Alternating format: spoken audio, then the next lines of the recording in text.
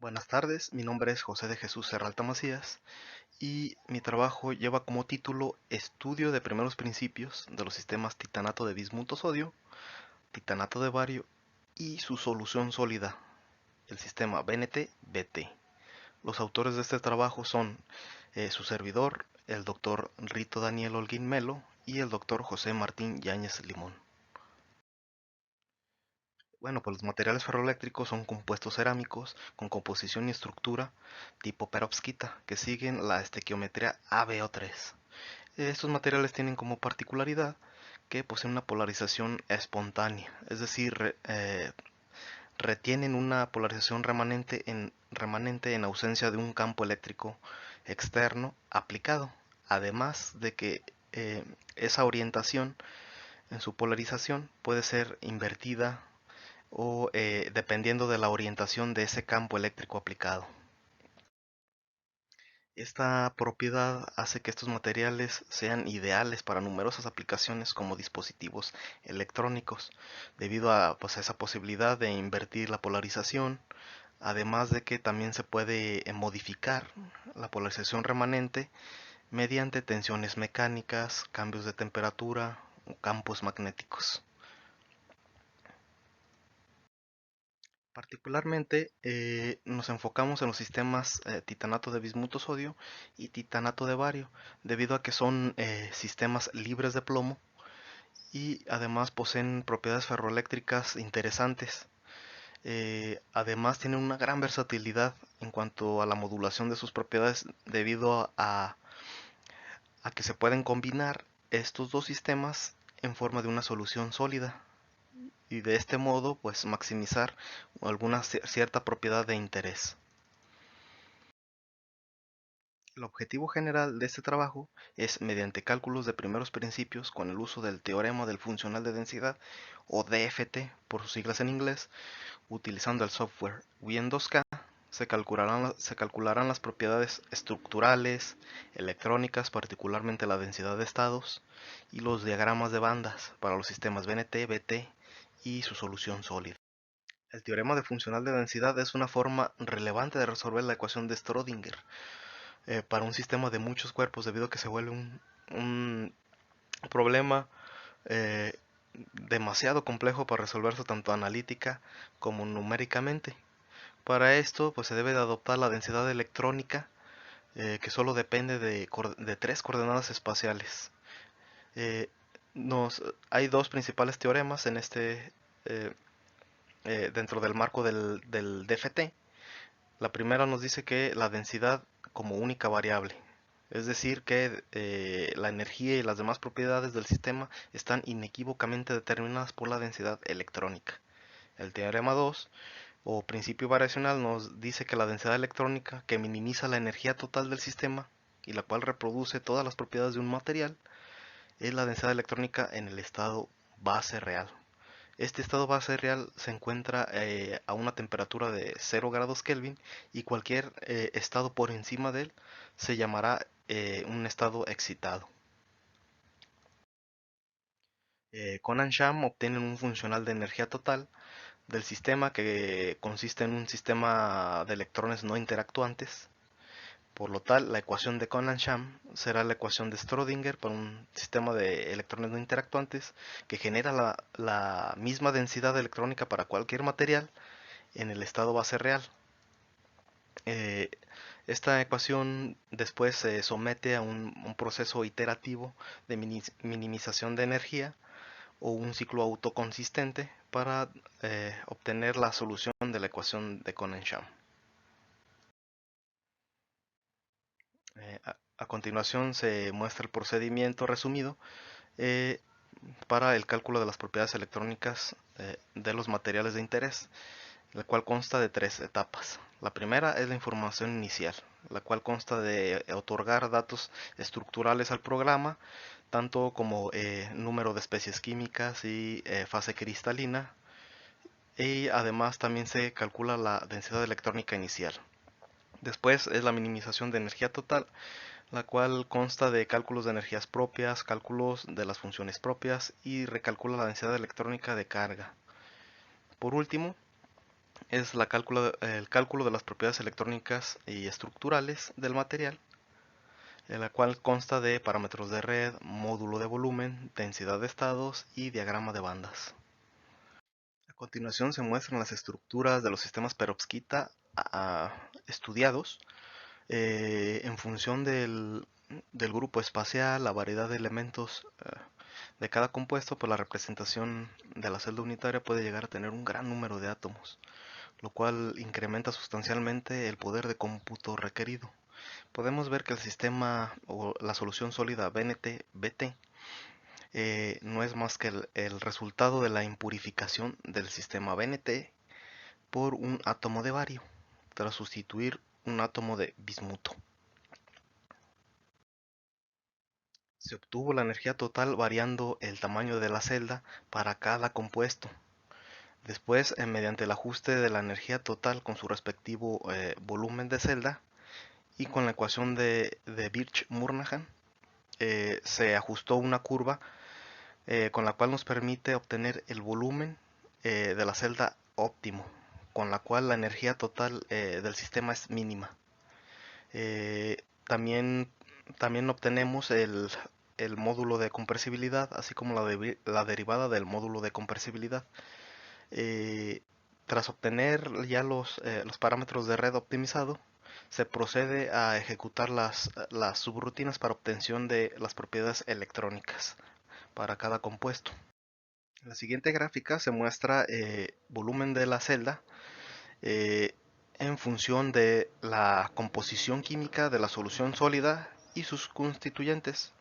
Podemos observar que el sistema BNT, tras ser impurificado con un átomo de bario, exhibe un incremento en su volumen de celda. Este fenómeno también se puede observar de manera experimental tras analizar la difracción de rayos X de las cerámicas sintetizadas del sistema BNT y diferentes concentraciones de titanato de bario. Podemos observar que hay un corrimiento de los picos de difracción hacia ángulos menores, lo cual significa que es un crecimiento de su celda cristalina. Este fenómeno está relacionado con los radios iónicos efectivos de los iones. Por ejemplo, el titanato de bario tiene un tamaño de radio iónico significativamente mayor a los átomos que sustituyen el sodio o en este caso el bismuto.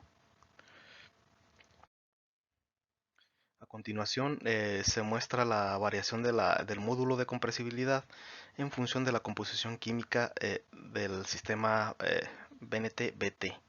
Eh, este módulo de compresibilidad se emplea para medir la dureza de un material, por lo cual puede ser de interés en ciertas aplicaciones. Podemos observar que hay un incremento del módulo de compresibilidad tras pasar del sistema eh, titanato de bario a sistemas más complejos como lo es el titanato de bismuto sodio y su solución sólida BNT-BT.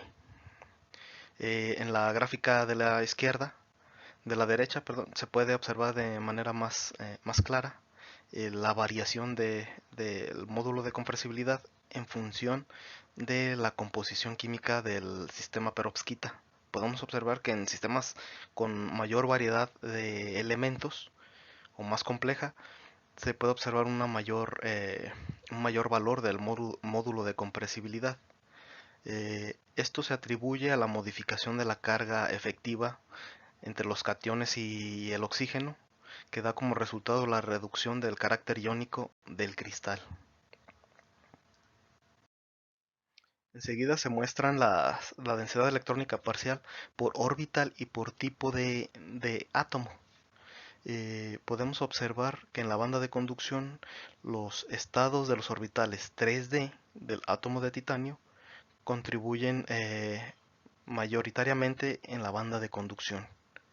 Por otro lado, la banda de valencia están mayormente dominados por los estados de los orbitales 2p del átomo de oxígeno, incluso llegando a tener unidades o decenas de unidades a comparación de los otros átomos. Este comportamiento también fue encontrado en todos los sistemas perovskita estudiados, así como también otros sistemas perovskita y óxidos reportados en la literatura. Por lo tanto, se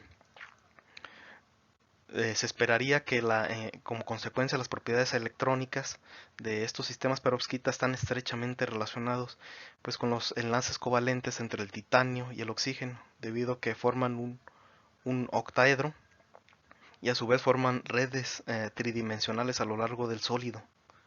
Eh, por tal motivo, la introducción de dopantes como es el caso del sistema BNT-BT, dopantes como el bario, lo cuales no contribuyen significativamente en los estados, comparado con, por ejemplo, con el titanio o el oxígeno. Sin embargo, la distorsión que ocasionan en la celda, la cual vimos de manera experimental, eh, pueden llegar a modificar el ángulo U o longitud de estos enlaces titanio-oxígeno, y por consecuencia causar un, un cambio en sus propiedades electrónicas como el gap. Se compararon los anchos de banda prohibida, y tanto como su magnitud como su naturaleza directa o indirecta de todos los sistemas perovskita estudiados con la literatura. Podemos observar que los valores, tanto como tipo y, y, y ancho de banda prohibida, están en concordancia con la literatura, lo cual nos da confianza en los cálculos numéricos realizados. Por último, se compara el comportamiento del gap óptico y el volumen de la celda en función de la variación de la composición del sistema BNT-BT. Encontramos que la variación del gap y la variación del volumen es directa, en el sentido en que un incremento en la celda eh, conlleva a un incremento en el gap óptico. Este hallazgo también fue encontrado de manera experimental, o más bien esta tendencia eh, también es encontrada de manera experimental. También mm, es importante resaltar que este comportamiento no sigue la regla general de los semiconductores, donde la brecha de energía prohibida es inversamente proporcional a la distancia interatómica, ni a la ley de Vegard, la cual es un hallazgo empírico similar a la regla de mezclas, ampliamente utilizado en la ciencia de materiales, cristalografía y metalurgia, debido a que este comportamiento no sigue una tendencia lineal. Finalmente, pues la conclusión es que las propiedades estructurales y electrónicas de los sistemas en su fase tetragonal están en concordancia con la literatura. El sistema o la solución sólida BNT-BT, donde se tiene una sustitución preferencial del átomo de bario por el átomo de bismuto, muestra un incremento en el volumen de la celda y el ancho de banda prohibida, los cuales también son observados en datos experimentales con este sistema en este rango de concentraciones. Esto es todo por mi parte. Un agradecimiento especial al Simvestab, Unidad Querétaro, a CONACYT, a las supercomputadoras Abacus y Xicoatl, donde se ejecutaron el código Wien 2K, y al Congreso Internacional de Investigación e Innovación. Gracias por su atención.